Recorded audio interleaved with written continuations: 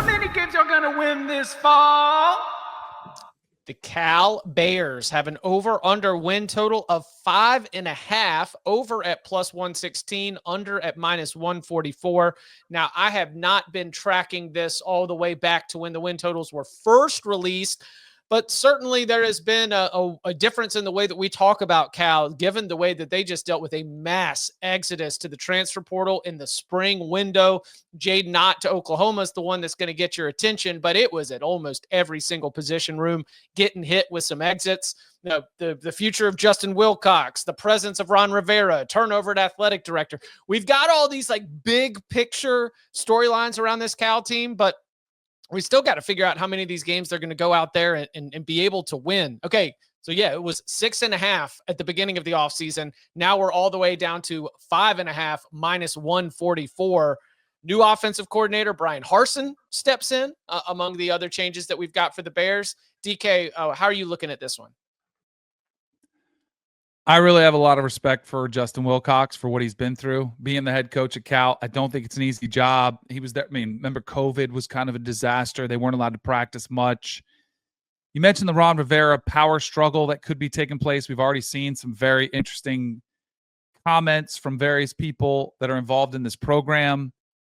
The losses that they've got there to the running back room, losing their quarterback. I know they get one in who's supposed to be pretty good, but we haven't seen him play very much. I'm on the under. I'd love to try to make the case for the over. I just don't. There aren't many wins I chalk up with a lot of confidence.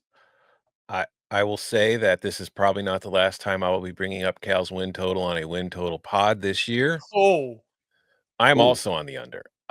We've mentioned that it's fallen. I don't think it's fallen enough.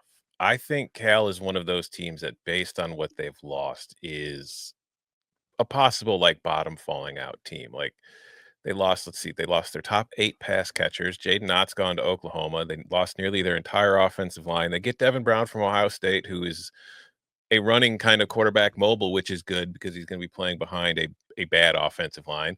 The defense was kind of gutted. They've got a new defensive coordinator. Like maybe they prove me wrong. Like this is one of those teams that maybe they're just better than I would expect but just seeing what they've lost and like looking at that schedule, like it's not that difficult, but you've got to travel a lot. Although, I mean, honestly, it's not sexy. I'll tell you what it is. It ain't sexy. I'm not looking at this like, ooh, like you avoid time aside for this one, baby. Yeah, you avoid Clemson, you avoid Miami, and you avoid Florida State. And honestly, that could be better for the ACC as a whole. Because this way, Cal is kind of providing wins for other teams that might need them more. You know what I'm saying? Mm-hmm. So, like, I think Cal's a team that could end up going 3-9, 4-8. And I mean, they could I don't think they will because I think Oregon State's in a very similar position. But with that game at Corvallis, it is not entirely out of the question for me that they start 0-1.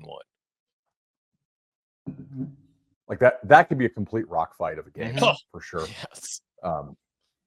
So I was very slightly under here, but like the juice is, 144, which is, I think, the best underprice in market to bet. So I'm going to go ahead and go with my lean of under here. Agree with what Chip was saying about how a lot of this has been, kind of bet out of it. I don't know if there's, 10 bangers to bet in every single conference, really, even at the Open, because as these gotten better over the years. I think Minnesota has better people than Cal, given what Cal lost. Like at San Diego State or at Oregon State, those are kind of tricky. And as you mentioned, the travel, like there's no certified like absolute losses on here, except I would say probably at Louisville, right? Like that you'll be double digits in that game, I anticipate. But at BC and then coming back to host Duke after going like at San Diego State.